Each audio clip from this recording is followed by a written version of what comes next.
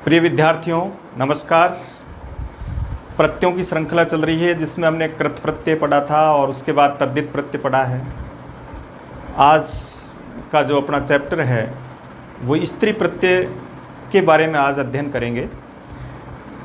कभी कभी कुछ प्रश्न इस तरह के आते हैं जिनमें स्त्री प्रत्यय पूछ लिया जाता है कि इसमें कौन सा स्त्री प्रत्यय है, तो वहाँ इस तरह से कोई ऐसे किसी डाउट की, शंका की कोई आवश्यकता नहीं है कि हम पीछे ई आ रहा है तो क्या हम इन्हीं भरें या ngीप भरें, कुछ इस तरह का जो आता है तो उसको थोड़ा सा इसको जब पढ़ेंगे तो अपने आप उसका अंतर कर सकेंगे हम कि स्त्री प्रत्यय किस तरीके से प्रयोग किए जाएंगे और कौन से उदाहरण में कहाँ कौन सा प्रत्यय किया जाता है। तो सबसे पहले देखिए क्या मतलब होता है स्त्री प्रत्यय का। स्त्री प्रत्यय से तात्पर्य है पुल्लिंग शब्दों को स्त्रीलिंग बनाने के लिए जिन प्रत्ययों की आवश्यकता होती है उनको स्त्री प्रत्यय कहा जाता है। पुल्लिंग शब्द जैसे मान लो बालक शब्द है, और बालक शब्द को स्त्रीलिंग जब हम बनाएंगे उसके लिए उसके बाद में जो प्रत्यय जोड़ा जाएगा उस प्रत्यय को स्त्री प्रत्यय प्रकरण के नाम से जाना जाता है। तो इसी क्रम में स्त्री प्रत्यय प्रकरण देखिए। स्त्री प्रत्यय संख्या में इनको हमने 3-4 वर्गों में बांटा है। एक ऐसे स्त्री प्रत्यय जो जिनमें आ शेष रहता है, एक इस तरह के स्त्री प्रत्यय जिनमें ई शेष रहता है, और एक इस तरह के स्त्री प्रत्यय जिनमें उ शेष रहता है, और एक इस तरह का स्त्री प्रत्यय जिसमें ती शेष रहता है। तो देखिए स्त्री प्रत्यय स्वरूप के दृष्टिकोण से 4 प्रकार के हो गए। एक जिनमें आ शेष रहता है, एक जिनमें दीर्घ ई शेष रहता है, एक जिसमें उ शेष रहता है दीर्घ, और एक में ती शेष रहता है। 4 स्वरूप हुए स्त्री प्रत्यय के। अब स्त्री प्रत्ययों की संख्या कितनी है दूसरे स्टेप पर इसको पढ़ते हैं। यहां आ के रूप में 3 प्रत्यय होते हैं।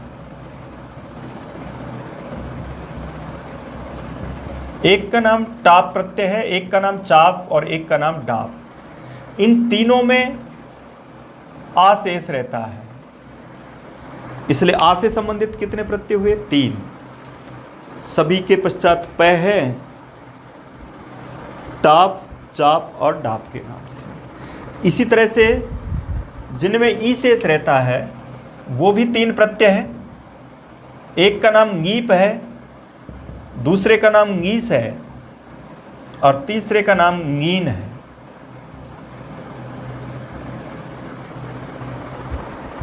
जिन प्रत्ययों में दीर्घ ई शेष रहता है वो 3 प्रत्यय हैं। एक का नाम ngीप, एक का नाम ngीस, एक का नाम ngीन। पैद संज्ञक, सहित संज्ञक और नैत संज्ञक। ऊ के रूप में एक ही प्रत्यय होता है, उसको ऊंग प्रत्यय कहते हैं, और ती के रूप में एक ही प्रत्यय होता है जिसको हम ती कहते हैं। इस प्रकार स्त्री प्रत्ययों की संख्या 8 होती है। प्रश्न है पुल्लिंग शब्द को स्त्रीलिंग बनाने के लिए कितने प्रत्ययों का प्रयोग किया जा सकता है? तो उनकी संख्या कितनी है? 8। कितने स्वरूप वाले प्रत्यय होते हैं? 4। एक में आ, एक में दीर्घी, एक में दीर्घ उ और एक में ती। अब देखिए इस तरह से पढ़ते हैं कि आप आज की पूरी क्लास में इन पूरे प्रकार के प्रत्ययों को पढ़ेंगे और हम बता भी देंगे कि कौन से शब्द में कौन सा प्रत्यय आता है। सरल संस्कृत, क्योंकि रीट जैसी परीक्षा के लिए सरल संस्कृत के माध्यम से हम समस्त प्रकार के प्रश्नों का उत्तर दे सकते हैं। रीट के पेपर में देखें आप, वहाँ सरल सरल क्वेश्चन दिए जाते हैं क्योंकि उसमें सभी भाषाओं के विद्यार्थी होते हैं, इसलिए इनमें केवल स्वरूप को देख करके भी हम उत्तर भर सकते हैं। अब इनको इस तरीके से पढ़ रहे हैं देखिए, ताकि हम हर प्रकार के स्त्री प्रत्यय को का उत्तर भर सकें। सबसे पहले तो आप ये निश्चित कर लो कि हम यहाँ से पढ़ रहे हैं कि इसका जो एक प्रत्यय है लास्ट ती, उसका एकमात्र उदाहरण है और वो है युवती। युवन शब्द को ती प्रत्यय होता है। युवा शब्द स्त्रीलिंग है और युवती शब्द उसका युवा शब्द पुल्लिंग है और युवती शब्द उसका स्त्रीलिंग शब्द है। एक प्रत्यय आपका पूरा हुआ, अब 7 प्रत्यय बच रहे हैं। ती प्रत्यय का एकमात्र उदाहरण युवती होता है, ऐसा याद रखें।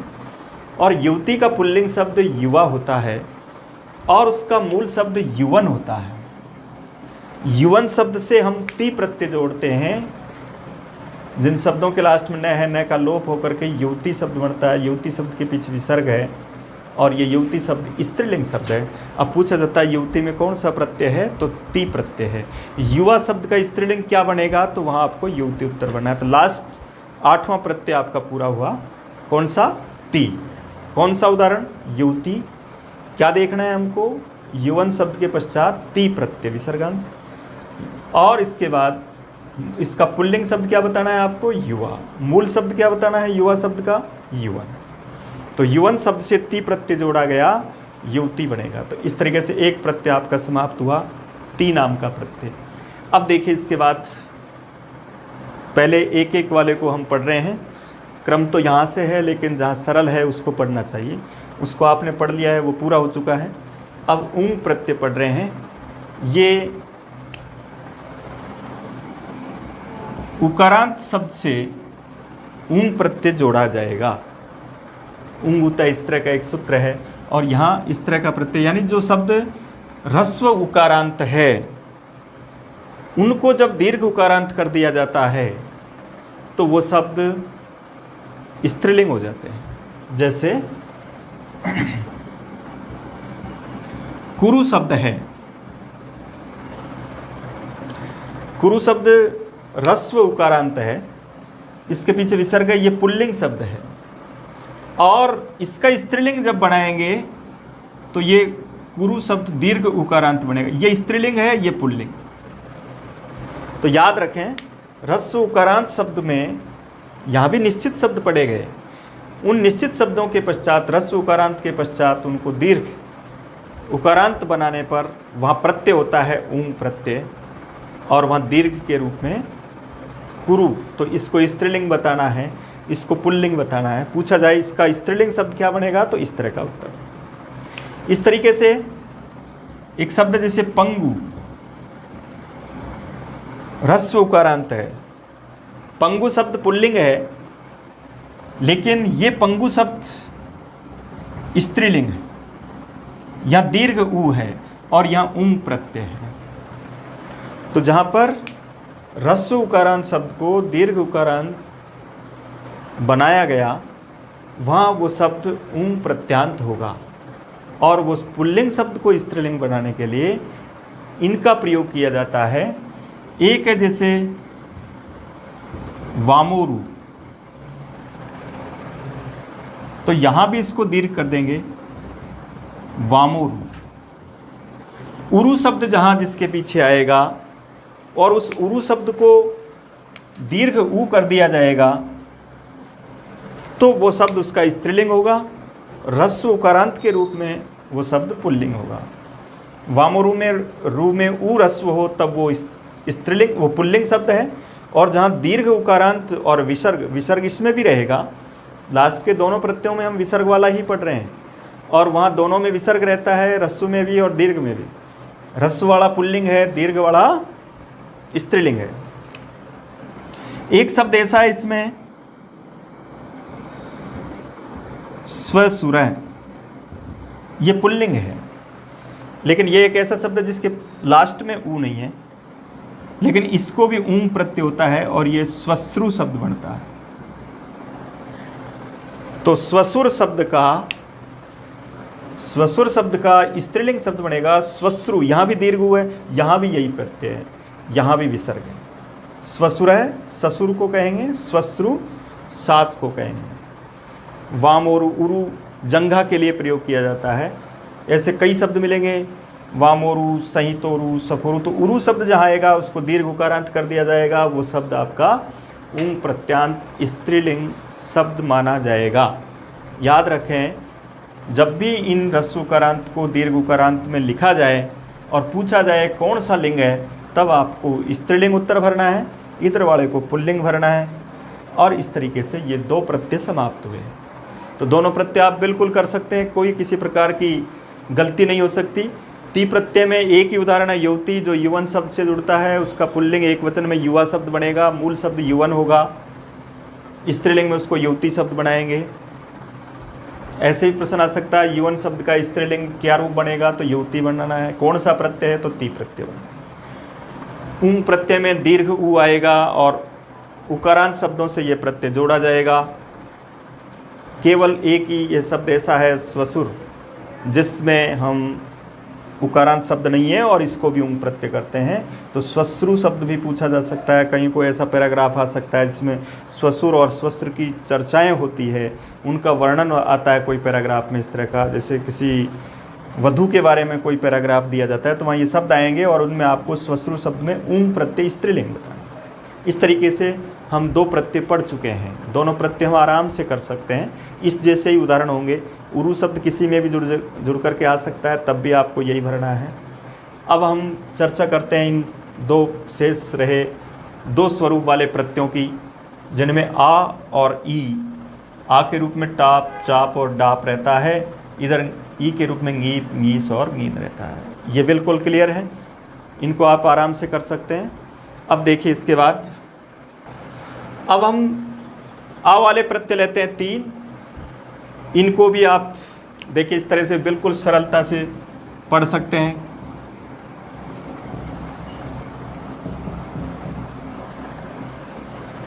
स्त्री प्रत्यय को बिल्कुल आज की इस क्लास में हम पूरे स्त्री प्रत्यय सीख करके जाएंगे और इस तरीके से सीखेंगे कि कोई भी उदाहरण हम कर सकते हैं। तो दोनों प्रत्ययों के उदाहरण आप कर सकते हो।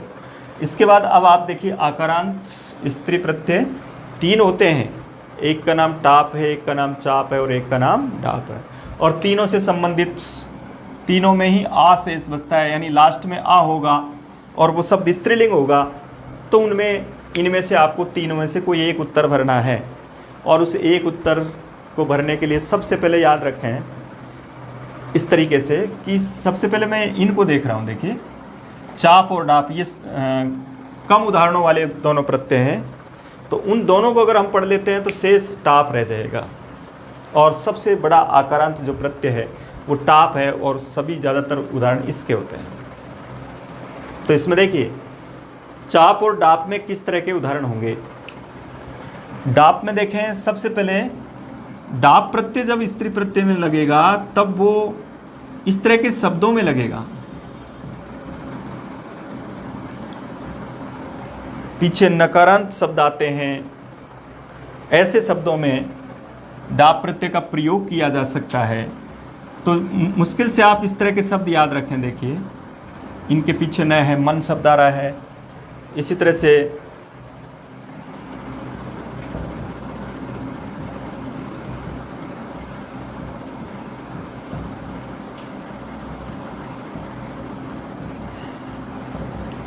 बहुधीवन, बहुयज्वन,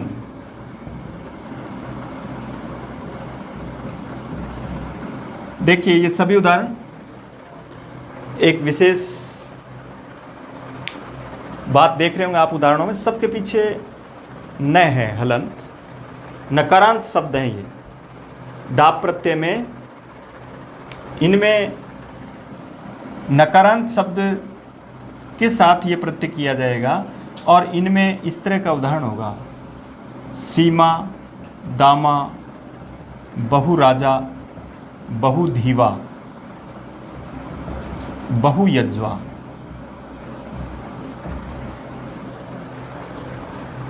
सीमा, दामा, बहुराजा, बहुधीवा, बहुयज्वा।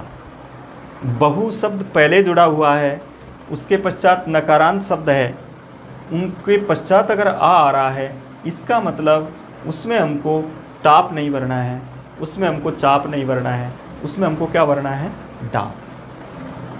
आप तो मुश्किल से यही उदाहरण याद रख लें, इनके अलावा कोई उदाहरण नहीं मिलेगा। ज़्यादातर उदाहरण इनके रूप में प्रश्नव्य हो सकते हैं।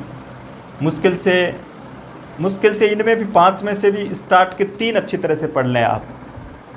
जब भी डाप प्रत्यय के बारे में कोई प्रश्न बनेगा तो मैं समझता हूँ कि ऊपर वाले जो 3 उदाहरण हैं इनको टच किया जाएगा। सीमन शब्द से सीमा याद रखें, दामन शब्द से दामा याद रखें, बहुराजन शब्द से बहुराजा शब्द याद रखें। तो बहुराजा शब्द पूछा जाए, बताओ बहुराजा शब्द कौन सा लिंग है? तो राजा शब्द तो पुल्लिंग है, लेकिन बहुराजा शब्द स्त्रीलिंग है और उसमें कौन सा प्रत्यय है? डाप प्रत्यय है। ये कहा गया है कि सीमन, दामन, बहुराजन इन शब्दों में नी प्रत्यय नहीं हो, उसका निषेध किया गया। तो उसमें फिर कौन सा प्रत्यय माना गया? उनमें डाप प्रत्यय माना गया। प्रत्यय का निषेध किया तो फिर डाप प्रत्यय किया गया। तो डाप का एक प्रकरण समाप्त हुआ आ में। किस तरह के शब्दों में? नकारांत, हलंत शब्दों में।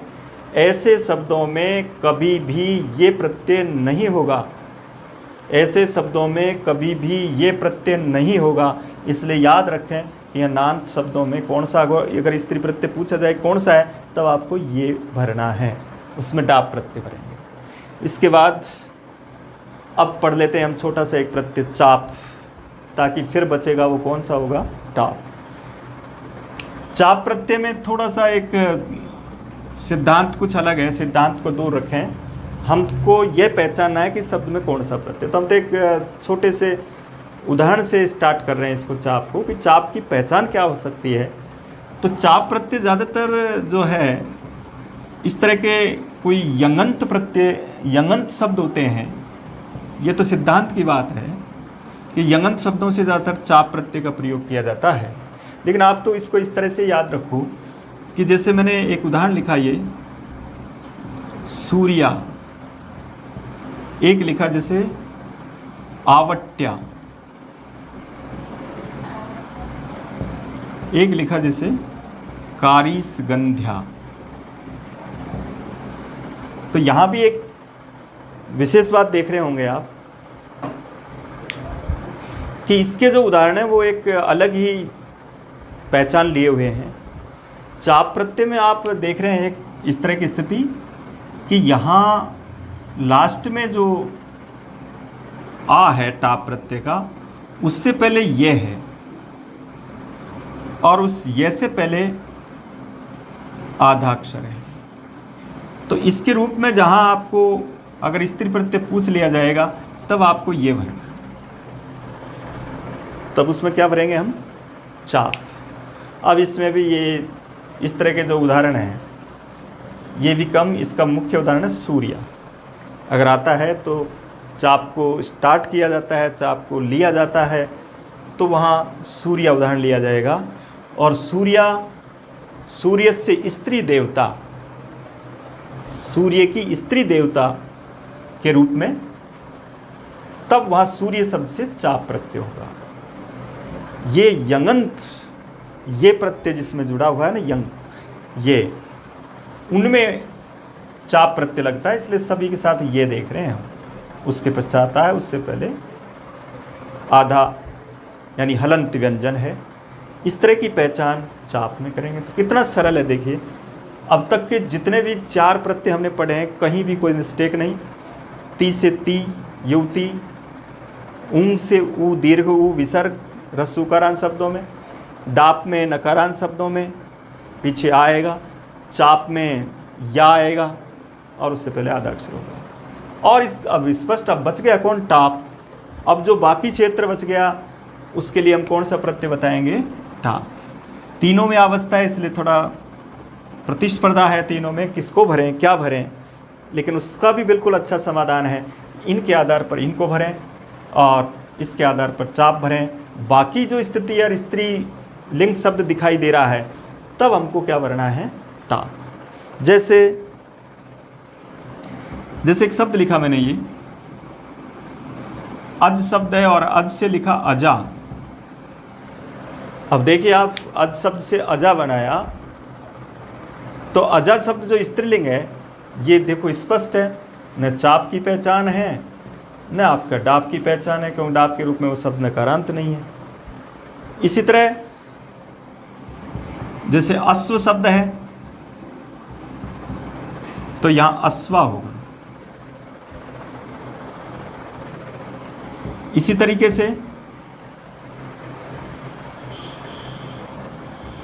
जैसे बालक शब्द है बालिका होगा।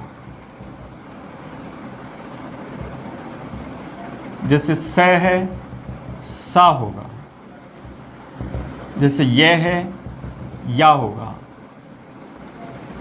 जैसे सर्व है सर्वा होगा। तो इनमें सब में जब आ रहा है और शब्द स्त्रीलिंग बन रहा है तब हम उसको टाप प्रत्यय भरेंगे। और भी बहुत सारे इसके सबसे ज़्यादा उदाहरण होंगे। जैसे एक लिखा, जैसे मंद शब्द से मंदा लिखा,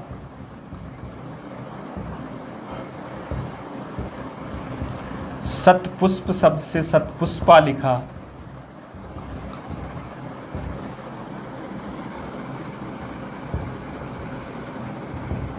शूद्र शब्द से शूद्रा लिखा।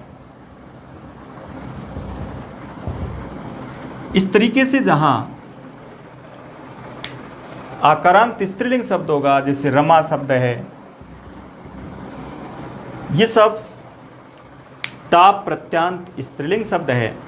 अब इसमें पूछा गया कि बताओ निम्नलिखित में से टाप प्रत्यय किस में है। स्पष्ट याद रखें आप। तो और भी ज़्यादा सरल करने के लिए ये 5 और ये 3 8 उदाहरण याद कर लें, रट लें अच्छी तरह से। और इसके बाद जो बच रहा है आकारांत स्त्रीलिंग शब्द, तब उसमें आपको क्या भर देना है, टाप भर देना है। इसकी थोड़ी सी पहचान याद रखनी। कोई और भी शब्द आया तो इस स्थिति में दिखाई देगा।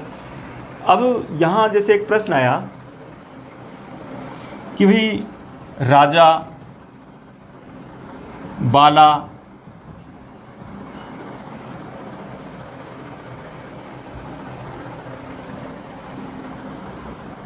मूसिका, चटका। अब पूछा इनमें से चारों में से टाप प्रत्यय किस में नहीं है। तो अब पहले टाप प्रत्यय की पहचान करने का सीधा तरीका क्या है, पहले तो देखो कि आ होना चाहिए। तो अब देखा गया कि आ सभी में है, तब वो तो ऑप्शन खत्म। अब फिर देखेंगे, फिर ये देखना है कि शब्द स्त्रीलिंग होना चाहिए, तभी तो टाप प्रत्यय माना जाएगा। तो राजा शब्द तो पुल्लिंग है, इसका मतलब ये टाप प्रत्यय का उदाहरण नहीं है। बाला शब्द स्त्रीलिंग है, मूसिका शब्द स्त्रीलिंग है, और चटका शब्द भी स्त्रीलिंग है। इस तरीके से अगर कोई पुल्लिंग शब्द है और उसके पीछे अगर आ है, तब वो टाप प्रत्यय का उदाहरण नहीं है। इस तरीके से हम टाप, चाप, डाप को पढ़ सकते हैं। जैसे एक लिखा मैंने, अब बताइए कि लेखिका कौन सा प्रत्यय है। तो देख रहे हो लेखिका शब्द स्त्रीलिंग, पीछे आ रहा है, वो दोनों हो ही नहीं सकते, इसका मतलब टाप प्रत्यय।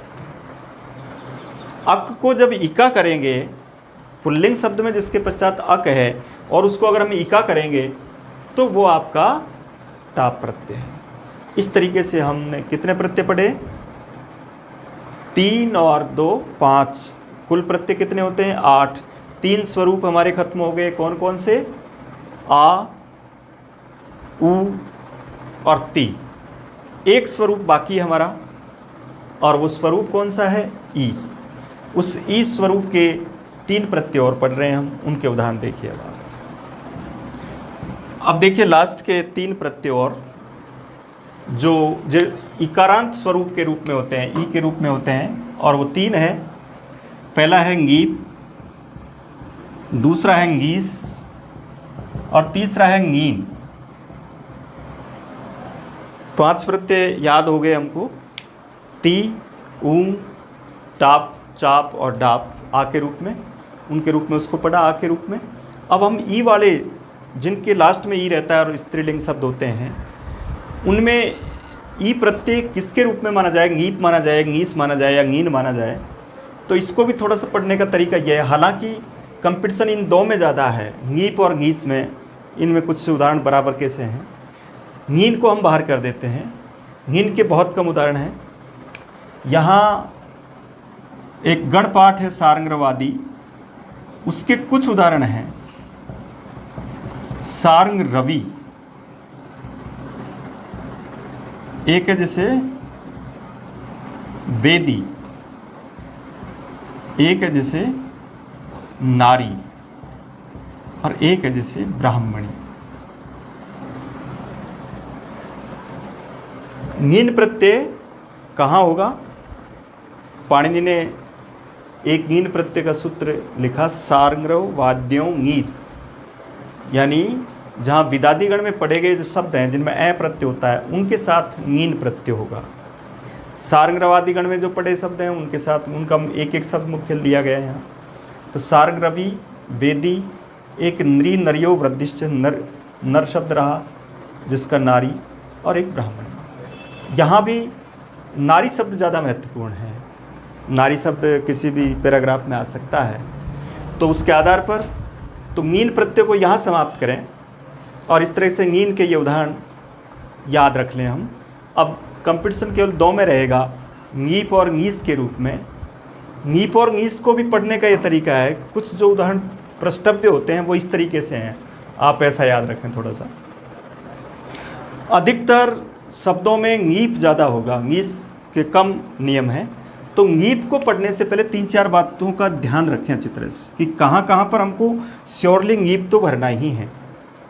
जैसे एक आया द्विगु समास, एक आया जैसे मतुप, कत्वतु और क्षत्रि। एक सूत्र है उगीतस्य, यानी जहाँ उ, री और लृ ये इनकी संज्ञा होती है ऐसे प्रत्यय, यानी क्षत्रि प्रत्यय का स्त्रीलिंग, मतुप का, कत्वतु का, उनके साथ हमको क्या प्रत्यय भरना है? ङीप। एक ऋकारांत शब्द अर्थात त्रच प्रत्यांत, और एक नकारांत शब्द ऋन्नेभ्यो ङीप, और एक टित प्रत्यय जो कल मैंने पढ़ाया आपको, ढय, ठक आदि।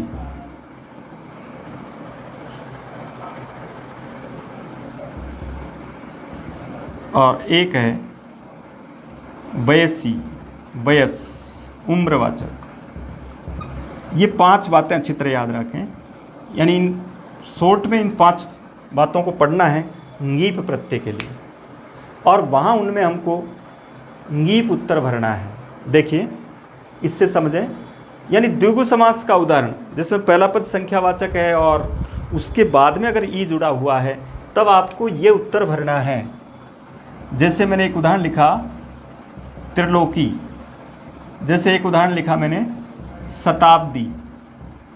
तो याद रखें सत संख्या है, ये भी संख्या के पीछे शब्द है, और वहाँ द्विगु समास है, इसका मतलब यहाँ ङीप। जब समास पढ़ेंगे तब स्पष्ट है, लेकिन अभी तो द्विगु तो स्पष्ट है, द्विगु में संख्या होगी, यानी संख्या पहले हो और बाद में अगर ई जुड़ा है तब आपको ङीप भरना है। याद रखें द्विगु मतलब ङीप।